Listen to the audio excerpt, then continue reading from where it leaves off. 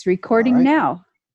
Good morning, everyone. This is Sam Castro, the president of PACR. We'd like to welcome everyone to our first webinar. And we're talking about foundations in relationships and how to better them and to proceed in building our business with a solid foundation of good relationships. I guess the first thing we'd like to do is come up with the question at hand here. And what do we do in our businesses to start developing those relationships? So this is Trina Cooper, and I'm with Meetings and Events in Denver. And so I want to welcome you as well today. And so I'm going to do a screen share in a minute, but maybe we want to introduce everybody else who's on as well. That's a good idea. Okay. Okay. Andrew, would like you to introduce yourself and your company? Yeah, my name is Andrew Conklin. Name of my company is Miracle Services, and we do restoration work as well as cleaning. And I've been in business since 1999. And I'm here to share my opinions and thoughts. Great. We'll look forward to hearing from him. And I'm Larry Cooper with the Experience Events. And I've been involved in the cleaning and restoration industry since 1972. And looking forward to seeing how we can share information throughout PACR. Okay, great. Thank you, everyone. Let's see. Did we have a list of questions? I know I wrote a bunch down here on my notes here.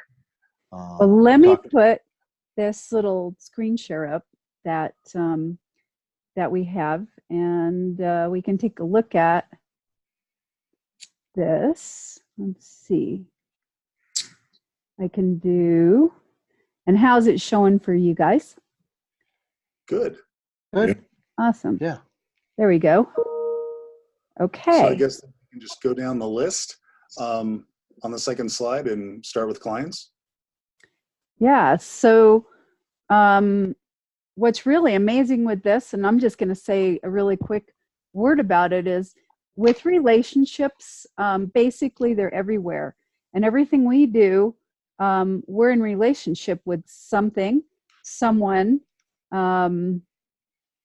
Even when you think about it, even with our equipment, some days we have a good relationship and some days we don't when it's working and when it isn't. So, but for the most part here, there were a list of people that, and these are basically all people and human beings. So the relationships could be clients, suppliers, employees, colleagues, coworkers, associates, friends, family, and even yourself. And a lot of people forget that you actually do have a relationship with yourself. You can either be good to yourself or you can beat yourself up. So that was added to the list as well. So we can touch on any one of these. Well, I guess I would like to start with the first one would be clients, because I noticed in my 40 years of being in the cleaning industry that commercial is a lot different than residential, and simply because the fact that property managers, they like to know and see who they're dealing with each and every, on a regular basis, each and every day. And as far as homeowners, I think that's more of a one-on-one and a one time a year or twice a year kind of relationship, but still very important. But I just believe that the commercial end is a little different, and how I go about it is I make it a point to try to get out to see my customers at least once a month, especially all my monthly accounts. They just want to know that we're there, whether it's a phone call, whether it's stopping by. I mean, it's just all those things play a big part in developing that personal one-on-one relationship with commercial customers. So, and I think that's something that when people are trying to get into the commercial end, they need to realize that it's not just a once a year kind of relationship. It needs to be constant. So anyone want to add to that? That's really a great point. And I teach a class with Dane Gregory, and we spend almost an hour just talking about building relationships with clients and how to get clients, number one, but then also how do you maintain them and how do you build that overall communication, not only before cleanings, but after cleanings, and then in between also. It's really critical on that commercial side. And you're absolutely right. The residential side so much tougher because most people don't remember who you are unless you're communicating with them really well. And that relationship can't be just once a year when they want to clean the carpet. You need to get your name in front of them on an ongoing basis so they remember your company name and who cleaned their carpet. We used to do something which was kind of interesting. Every time we did an on-site estimate, we would add the customer to our mailing list, our contact list. And the reason we did that was we figured about 75% of the customers that we talked to wouldn't remember who it was that cleaned for them the previous time. And so when we started communicating with them, we confused them enough to use us the next time. It really worked well. Yeah, boy, that's really key, especially in the commercial end. They really want to be babied. They want to feel the love. They want to feel warm and fuzzy, all that, all the time. And especially if they end up leaving a certain facility and going to another one, you'll want them to make sure that they remember your name and your company. So that's actually the number one way that my business grows, is that I've had other people that worked with other home builders, for instance, leave that home builder and then track me down, like, well, big random phone calls going, hey, is this the Andrew who used to work for so-and-so?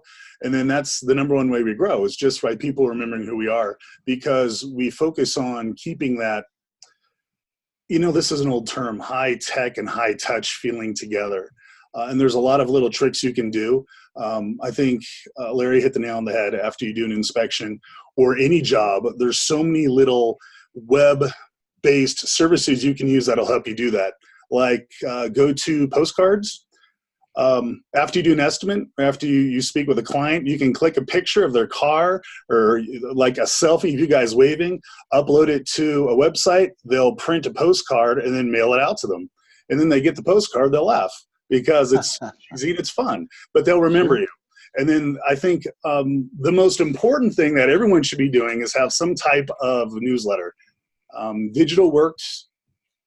We still do a hard copy where and our newsletter is geared toward carpet cleaning, residential and restoration business. And then of course, on the front of the newsletter, the most important thing is your smiling face.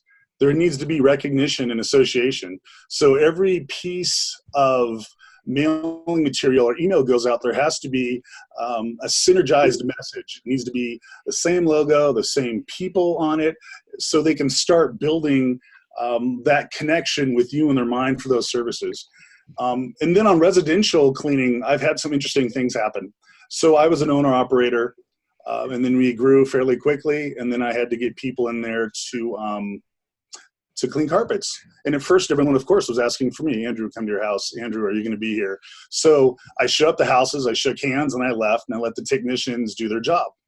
But what really needed to happen was for me to have well-trained, educated technicians that have the opportunity to build that relationship with the client themselves. So I don't need to be there. So after a while, I'd show up, and I was in the way. I was the guy showing up, oh, hey, Andrew, good to see you again. Hey, is Brandon coming again? Because he was really great. We'll talk to you later. And that's what you want to have happen. You also want to empower your technicians and your employees and give them the tools they need to build a relationship with your clients as well. Hey, yeah, I had a question for you about the newsletter. Do you think at some point in time you'll be able to do that all electronically, or do you think it's valuable to continue to offer that hard copy because of the logo recognition? I think hard copy is the way to go. I almost feel like it's a dying art form. I think when people get things in the mail now, since the digital revolution is here, they just assume almost all their mail is either a bill or junk. So that gives you the upper hand. That gives you the ability to do something creative, fun, and have some flair. So they'll expect to see something in the mail other than just, that humdrum, here's another bill. It used to be back in the day that there are two separate mail categories, an A pile and a B pile. The A pile, when everyone gets their mail, the A is what you're going to keep and look at. Then the B pile is what you're going to throw away. So, it was, okay, how do we get into that A pile? But now let's be honest, most things in the mail are the B pile. Bills and junk mail. That's why websites like Go-To Postcards, and there's a lot of other services, are so vital, because if you have a funny or shining picture right in front and they can see that, you're automatically getting into the A pile. And you're automatically getting recognition. I know email openings is way down. I think it's less than 30% now, right? If you send out an email, that people actually open it and click. Some people like emails. I'm not a big fan. I don't rely on them heavily for that one purpose. Do we still do them? Yes. When we send out an email, do we still have our logo or a link in the body of the email where they can go to our website? We do all of that. But good old-fashioned newsletter or mailing still pulls. It still has a really good return. I think we were almost our return rate was 4.2 or something like that. That's return on investment for money spent. So if you spend $1,000 on a newsletter every month, then I know that my newsletter, if I spend $1,000, it's going to bring in $4,200. That's really good. That's way better than the stock market, and that means it's making its money. That is pretty good. Yeah. And we still use postcards for the experience, and we'll mail out about 10,000 at a time, and we'll get back about 400. That always bugs me that I get back 400, but when you think of the percentage of that, it's remarkable how many reaches we're actually getting. And the incredible piece about people picking up a piece of mail hard copy is that they see the logo, they see the content really quickly. Whether they read it or not, it's already embedded in their brain that there's this thing happening. And so I think that's a critical component of hard copy mail, and we're going to continue to do it. Heck, I thought about restarting up my fax machine and doing it. Oh, my goodness. Expected fax, yes, from the 80s. Well, I see with all the retention investment there that we kind of cover all our relationships, because those postcards and those newsletters will go to our clients, they'll go to our suppliers. Obviously, our employees are there, but our colleagues, coworkers, and things of that nature, everyone can benefit by either one of those business retention ideas. So I think that's about, very. I want to flip it around a little bit, though, because think about yourself as the client to your suppliers, and what kind of things do you appreciate? Do you like them recognizing you, calling you by name? I know with our business, when we had Professional Cleaning Network, one of the ways we built our business was on relationships, not just with our suppliers, but with our bankers, and putting ourselves in positions and working with people so that they knew who we were. We could bounce ideas off of them. The bankers, especially looking for a smaller bank where we were an important person instead of just one of the people walking in the door all the time, being able to connect with people on those levels. The suppliers, building relationships with them where you could go in and literally say to them, I'm really looking for something like this, and we haven't found it yet. We haven't been able to develop it yet, but we got this great idea. I mean, those kind of give and take relationships where you're helping them and they're helping you. That's a totally different thing. And a lot of times in the cleaning industry, we really focus on our clients, and because that, of course, is where we're getting our money in. But the building of the business itself and establishing relationships where there's a really good give and take actually can grow your business incredibly, including the fact of you teaching other people, or you opening yourself up to welcome other colleagues, other what some people would consider, competitors or whatever. Part of the way we grew our business was just in the relationships we had with other cleaners and knowing that we could rely on somebody else if we had too much work and we needed to call someone in. So there's a lot of different ways to look at relationships and the way that they all impact the building of your business. I don't know if anyone has a thought about that. No, I agree as well. I agree totally. They need to be filled. People that we're doing business with need to feel like they're part of the program that we're trying to set them up in, and basically, choosing a vendor that they can rely on, choosing someone that is honest and integrity shows in their presentations. So I think you're exactly right. I think what's important with supplier relationships too, and with banks especially, because we've all been there, is it doesn't matter what size your business is. At some point, you're going to need a line of credit.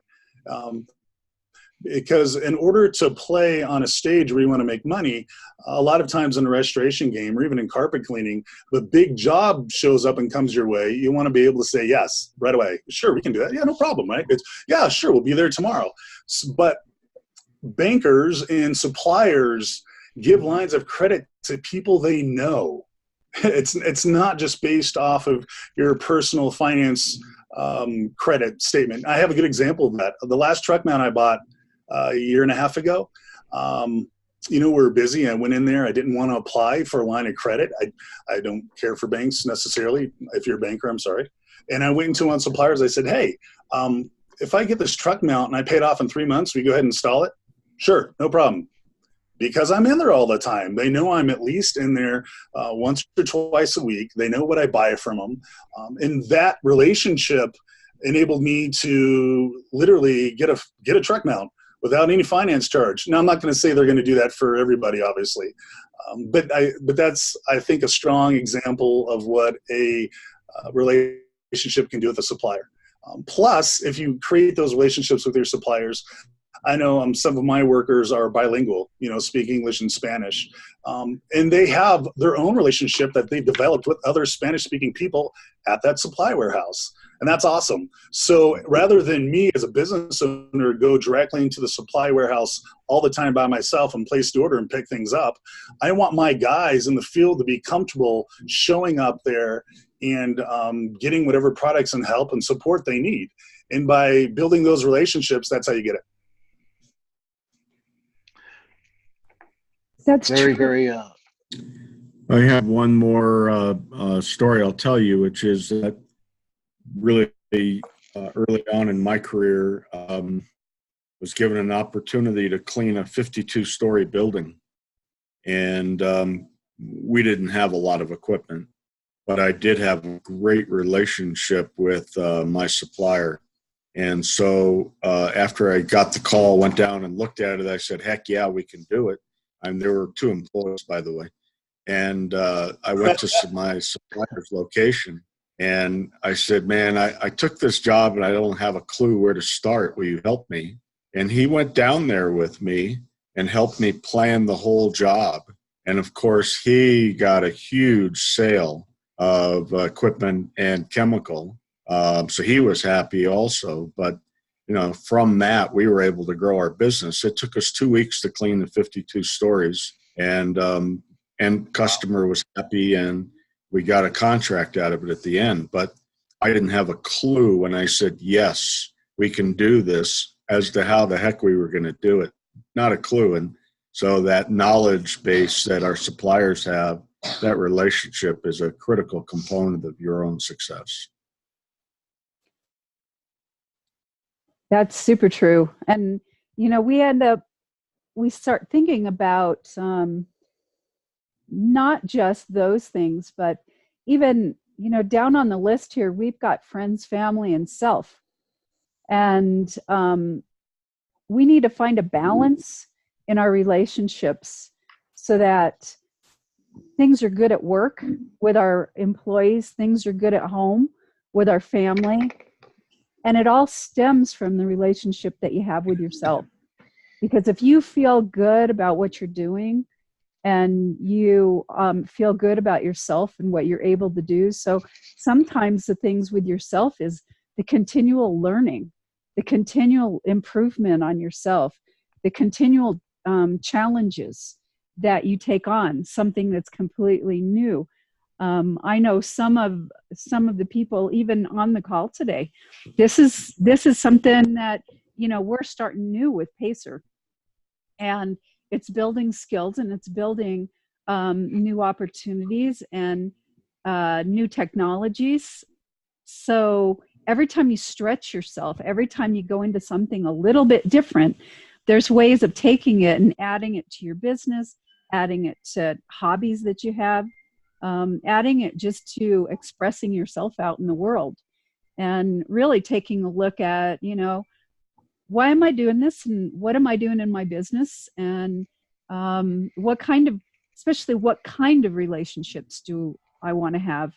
There's a saying that says that the way you're going to be and the way your life is going to be, or the way your business is going to be, depends upon the people that you relate with. And so if you want to be a millionaire and a billionaire, then you start looking for relationships with really successful people. And sometimes it means relationships drop away that don't necessarily fit the bill.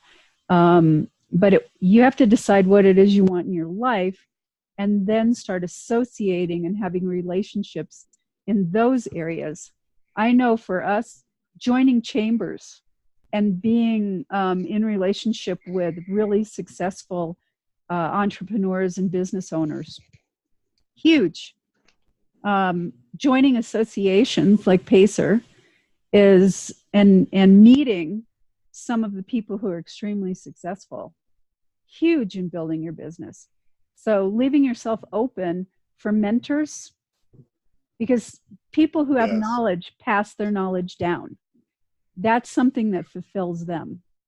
And so find a mentor, find a coach, find someone that you can learn from, so that you can pass it down to your employees or to your associates or whatever. So those are all different ways of looking at relationship. At least in my point of view, it helps you grow. Although that's a good way to summarize everything. To be quite honest, when you go down, it has to start from within first with yourself. So, very good point, Trina. Thank you. Did you want to take a look at the next? A whole show just based on employee relationships, because we don't have enough time to even start that piece. I think it's such a critical component of the success of your company. Yeah, we're gonna have to go back to some of these topics, because you're right. Employees is a biggie, and it's where I see most people struggling. You know, and I think we could talk for hours about employees. Definitely. Oh yeah. I'd like to comment on what Trina was saying about self. I think, you know, in a lot of ancient cultures throughout time, you know, I like reading a lot about all different types of civilizations. And an underlying theme, especially in warrior classes, is the battle of self is the toughest battle a warrior will ever fight. And I believe that 100%, because a lot of people don't realize that they have control over their own bodies. You can control what you put in your body, food-wise, health-wise.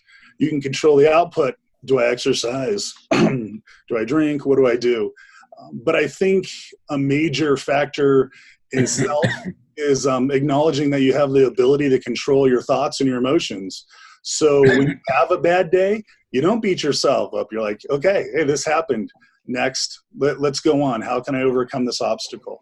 If you have a good day and something great happens, great, you acknowledge it, but you realize that that isn't the high point in your life, or maybe not even that day. That's another success on the road, on the path you've chosen to be on. And all of those need to be taken as they come.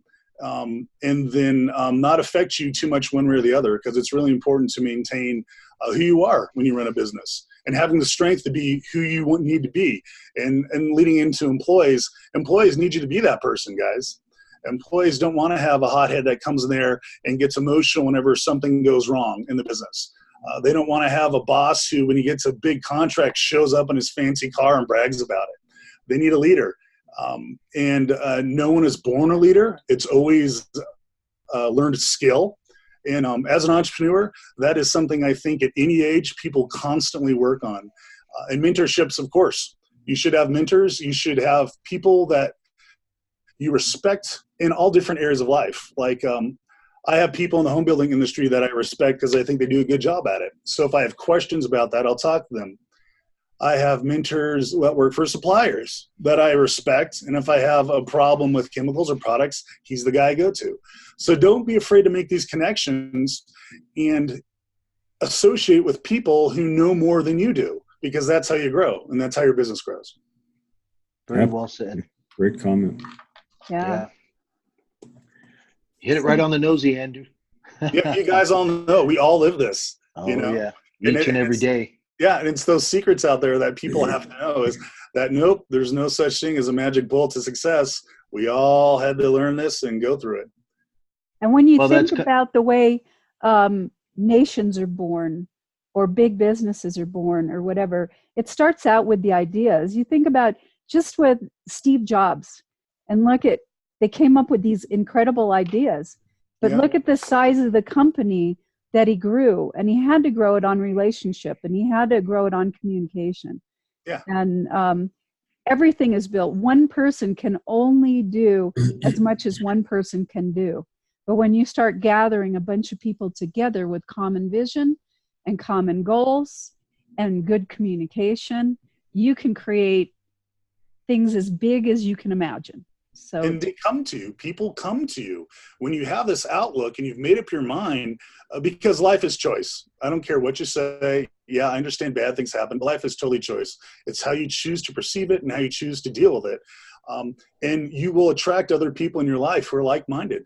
You know, some guy may start out working for you that's a carpet cleaner, but he's got goals. He wants to learn. He wants to be a better person. He'll see you moving that direction and he'll want to stay with you. And that's how you keep employees. One of the ways you keep employees. Again, we could talk forever about employees. You know, that's just one small part of it. Slow down. Yeah, exactly. And I really liked the quote here. This came out of an article, what's on the screen right now. And it says, what would life be without relationships? Healthy relationships, those that are mutually caring and giving, are necessary for personal success. Everyone needs someone to learn from and share ideas with. Good relationships offer understanding when you fail, confidence when you're in doubt, and celebration as you go through life. They also allow you opportunities to give, to mentor, and to share. Take time to nurture and appreciate the relationships that make a difference in your business and your life. And this was a quote that came out of an Inc. magazine article that was written by Lee Colin, co-founder of the L Group. And I just thought it summed things up so well as what relationships do for us in every aspect of our life. It's pretty cool. Absolutely. No, very, very. I read it when you sent it earlier. It's not the same thing. It hit everything right there, especially the last sentence there. Take time and nurture and appreciate the relationship. I mean, that's half of it. You know, if you only put a half-hearted effort into it, then that's all you're going to get out, or less. Whereas, you find, and then when those relationships start to bloom, you really find out that that it was worth the time to take. So I appreciate that comment, Trina. So anyone have anything else to add on that particular comment? No? Okay. No, this call today, it's been a great opportunity to start sharing information from companies within our association to other members, and hopefully many more members in the future will join in and have an opportunity to talk about these concepts. So great meeting. Nope, I appreciate that, and I agree. Hopefully, we can still continue to grow in this end of our association as far as getting people that are limited on time. We all know that, but there again, we want to make the time to develop our relationships within our association, within our industry, and with all the people that we see each and every day. So, appreciate all that. Anyone else have any other comments for right now? Just that last quote that's there. I believe that you can get everything in life you want if you will just help enough other people get what they want. And that was a Zig Ziglar quote. So it really is. That's what we do. We create our relationships and we help others with what they need and they help us with what we need. I agree. I think it's important to point out too, because I'm familiar with a lot of the Zig Ziglar work. Never expect someone to care enough about your situation if you don't care about them, you know. And and I think the key to being a human and having human marketing is to have genuine, not concern, but caring for another human. So giving them what they want, or helping them get what they want, is as simple as, it doesn't mean you have to go out and make sure their business is successful like yours. It means you just have to connect with them and talk with them and make sure that as a human being, you guys are talking to each other and you're listening to each other. And then everything else is organic from there. You know, it's really, that's a very simplified way of putting it, but that really is the trick to relationships and business. Caring. Yep. Very well said, Andrew. Sorry, I get going here a little. No, that's the way we like it. Okay. Does anyone else have anything else they'd like to add before we end the meeting? Nope. Well, if nobody, Larry, did you have something? Nope. Thank you. Okay. Well, I appreciate everybody taking their time out this morning to do this, and it's fun. I think we'll get a lot better at hosting these. So appreciate everybody joining online, and we'll look forward to next month's webinar and go from there. Yeah, great sharing with all you guys. Yeah. All right. Well, thank you so much, Trina, for all your work. I see that you spent some time on this, and I do appreciate it. This is fun. All right, everyone. Have a good rest of the week. Thanks, guys. Thank you.